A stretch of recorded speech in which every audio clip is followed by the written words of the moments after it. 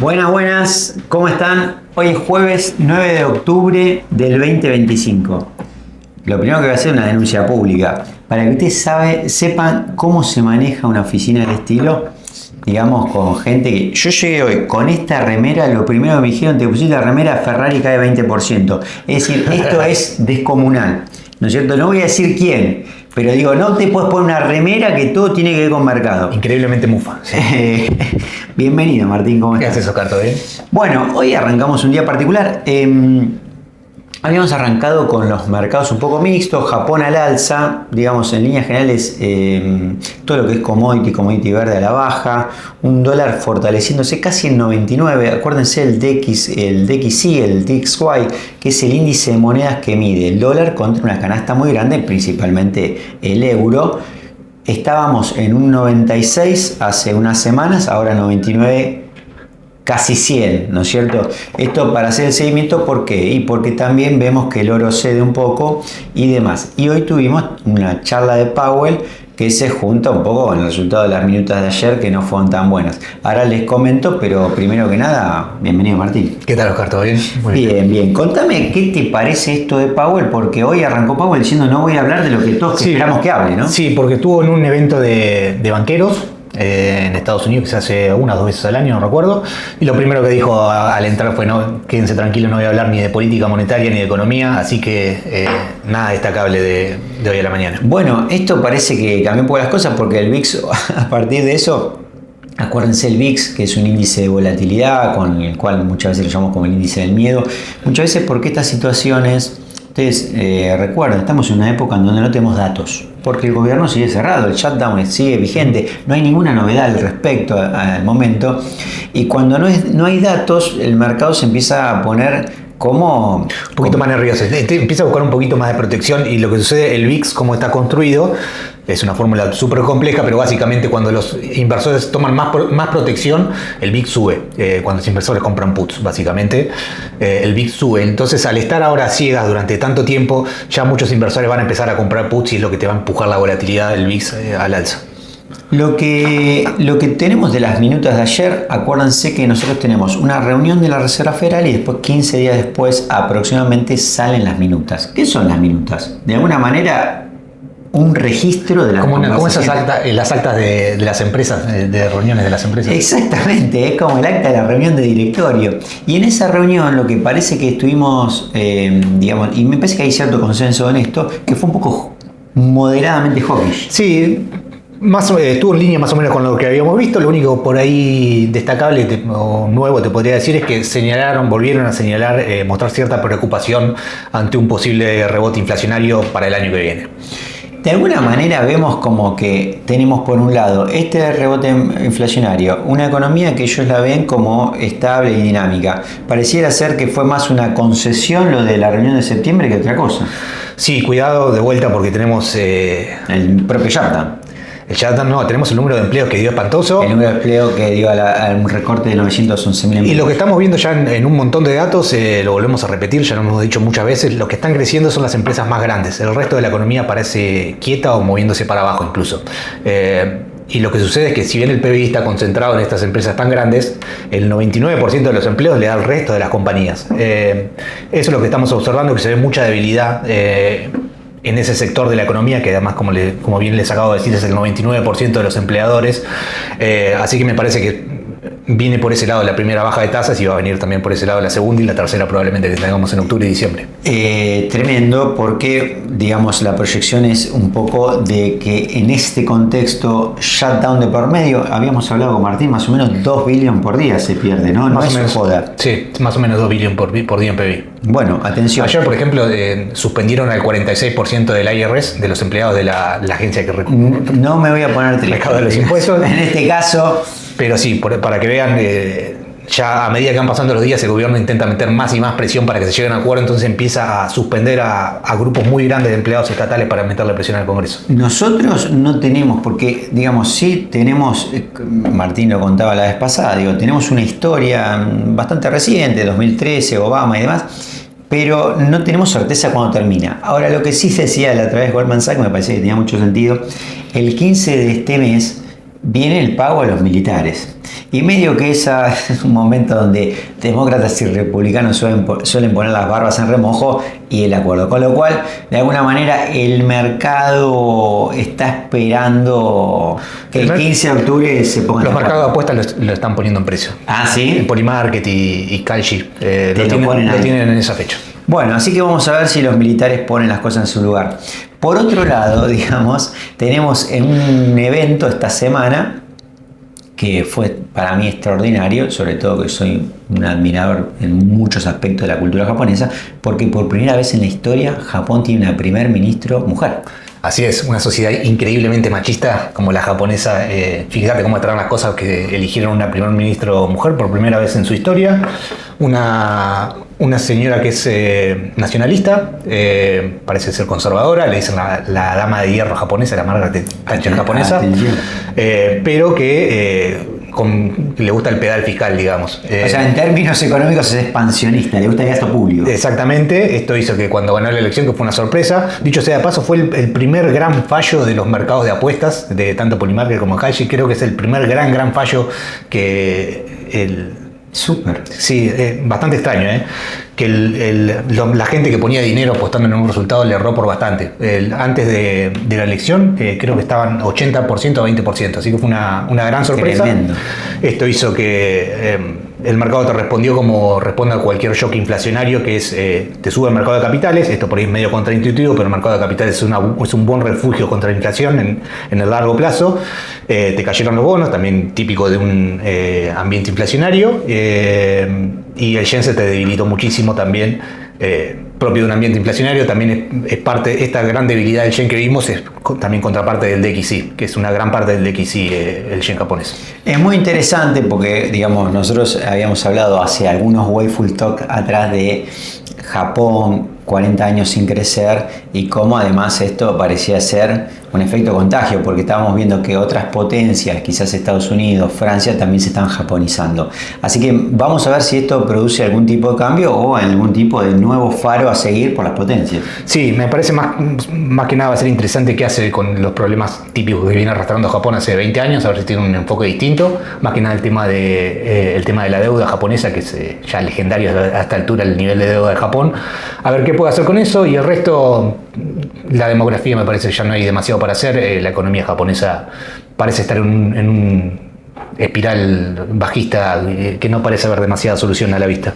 Desde otro orden de ideas, ¿no es cierto? Fue esta semana, pasó el día lunes, me corregirá Martín, vimos que las acciones de AMD volaron por el aire, ¿no? Como 20%. 35 la llegué a ver en un momento, sí. 35%, una cosa.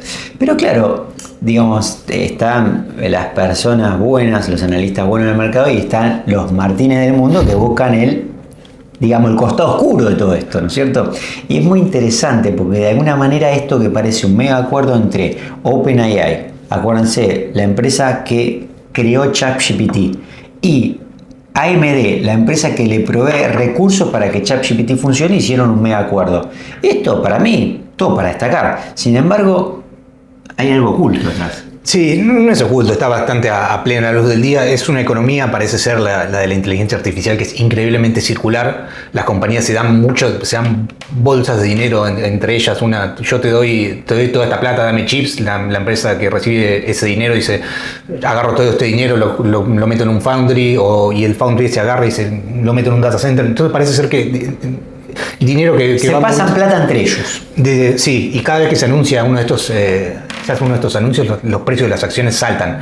Y a mí me parece que siempre el mismo dinero el que está dando vuelta. En el caso de AMD y OpenAI, el trato es medio extraño. Pero bueno, acá tomame que es medio oscuro, pero sí, por lo menos opaco. Sí. OpenAI le dice a AMD, te quiero comprar $70.000 millones en chip. Y AMD le dice, bueno, ¿cómo me lo querés pagar? ¿Cómo no? Son $70.000 millones. Acá está. ¿Cuántos ingresos tienes de tu compañía? Y pierde dinero por todos lados. Bueno, ¿cómo me vas a pagar? Y OpenAI le dice, bueno, vamos a hacer un trato que va a hacer saltar el valor de tu compañía en cientos de miles de millones de dólares. Yo me quedo con una parte de las acciones y me das los chips, y vos quedate con el resto de la ganancia. Y AMD le dijo que sí. Entonces, básicamente OpenAI le compró sin dinero el 10% de las acciones de AMD, AMD además le da chips que todavía no tiene, que los tiene que fabricar, le va a dar chips. Y por este simple anuncio, el precio de la acción de AMD, que es un gigante, son las compañías mientras más grandes son, más pesadas son para moverse. Y sobre todo para subir un 35%. Exactamente, la compañía ganó un tercio de valor, algo que le costó, no sé, 40 años ganar, lo ganó en un día. Pero que fue toda la formalización de dos abogados firmando un contrato en el cual uno le prometía que le iba a entregar chip en el futuro y el otro le prometía que en el mejor de los casos le iba a pagar con la plata de los accionistas que pagaron más por el anuncio del acuerdo. Exactamente, es básicamente eso. Yo es lo que siempre pregunto, bueno, ¿cuántas de estas transacciones suman al GDP, al PBI? Y la verdad que son muy poquitas, porque de vuelta siempre el mismo dinero que está dando vuelta. Acá ni siquiera se trasladó dinero, es decir, fueron todos acuerdos de que te voy a pagar. Esto es muy interesante, ¿por qué? Porque de alguna manera vemos que el precio de AMD sube, ¿no es cierto? Y que muchas veces esto se hace para cumplir con guidance anteriores. Sí. Es decir, con promesas de ventas de los CEO del trimestre anterior, entonces necesitan después cumplir con estas promesas de venta. Entonces acá se da la promesa de venta. Pero fijémonos en lo siguiente, si ahora AMD vale muchísimo más, lo que después el accionista le tendría que pedir es mayor ganancia por acción, sí. Ganancia por acción. Es decir, no es que este es un juego, digamos, de un juego de la silla, es decir, de alguna manera en algún lado después esto termina ajustando porque nos falta una silla en todo esto. Esto obviamente siempre hacemos la aclaración, no es recomendación de compra ni de venta, obviamente siempre consulten con su asesor financiero, pero de alguna manera me parece algo que es llamativo. ¿Por qué? Porque esto que sube ahora, si después no muestran los resultados, yo le voy a tener que pedir más retorno por esa acción. Y acá se empiezan a complejizar las cosas. Pero lo mismo pasó con Nvidia y OpenAI. Sí, es similar. Ha habido varios, el mismo con Oracle, Oracle y Nvidia, que no fue también. Lo mismo, por ejemplo, no sé, el acuerdo de... cualquiera te podría mencionarse. Nvidia creo que fue con Oracle. OpenAI con Oracle. Yo te alquilo, OpenAI le dijo, perdón, lo que hace Oracle es, tiene un data center, básicamente un container lleno de placas de video y chips, que lo que hace es darte poder de procesamiento. OpenAI le dijo, yo te alquilo poder de procesamiento y Oracle le dijo, sí, como no, son 10 mil millones de dólares. Bueno, no tengo 10 mil millones de dólares. Y así de vuelta, después Nvidia le dice, toma, yo te doy los chips, pero dale el compute a esta, así te financian los chips y vos no tenés que gastar en chips, entonces no le cobres a OpenAI. Y empiezan a darse esas circularidades de vuelta que no... Claro, que no hay, digamos, como de alguna manera dinero genuino, que aparece, digamos, un crecimiento genuino, digamos, porque de alguna manera cuando Nvidia le dice, te doy chips, después me los pagas, aumenta en ventas, pero de alguna manera caen los inventarios. Empiezan a pasar cosas raras en la hoja de balance. Básicamente lo que sucede en la práctica es que la compañía se empieza a poner más cara.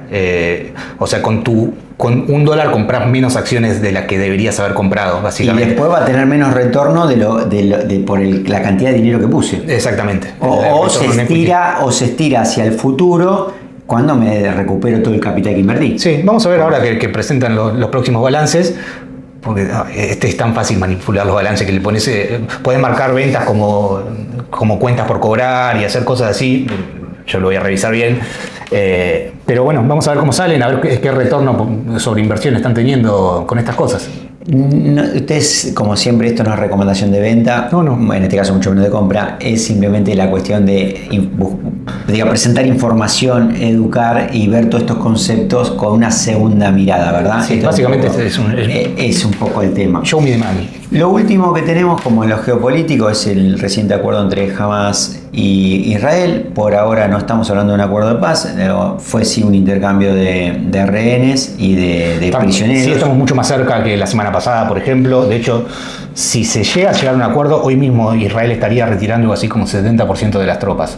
Esto no es menor, y acá me parece que Trump tiene una parte, porque de alguna manera esta alianza que hizo con el mundo árabe, ¿no?, para, digamos, llevar a Hamas a la mesa, y por el otro lado la presión, digamos, militar de Israel, me parece que de alguna manera fueron los elementos para llevar a este lugar, ¿no? También te puedo agregar la presión diplomática que le pusieron a Israel, básicamente con Francia, Reino Unido y otros grandes países reconociendo a Palestina como un Estado. Me parece que todo esto juega y que de alguna manera me parece que hay un perdedor también, de alguna manera, que es Putin. Esto es una opinión personal, pero ¿por qué? Porque de alguna manera, si estos conflictos en el Medio Oriente terminan, ya Estados Unidos y las potencias de Occidente dejan de tener foco ahí y van a volver el foco a Ucrania. A Ucrania, un tema que está medio abandonado por el mundo, ¿viste? El mundo es como, tiene como una torre y el ojo de Sauron que apunta en un lado, está mirando a Israel en este momento, pero tal vez vuelva a apuntar a Ucrania. ¿No? Bueno, sí. Temas para seguir. En esto lo que queda de la semana, ahora no mucho más, porque digamos teníamos para esta semana las minutas ayer y lo de Powell hoy. Powell nos dejó sin nada, así que el mercado se quedó con incertidumbre, pero bueno, desearles como siempre lo mejor para las ruedas que quedan. Es feriado en Argentina mañana, pero en Estados Unidos no, y seguimos la semana que viene con otro nuevo Wayful Talk. Muchas gracias por acompañarnos.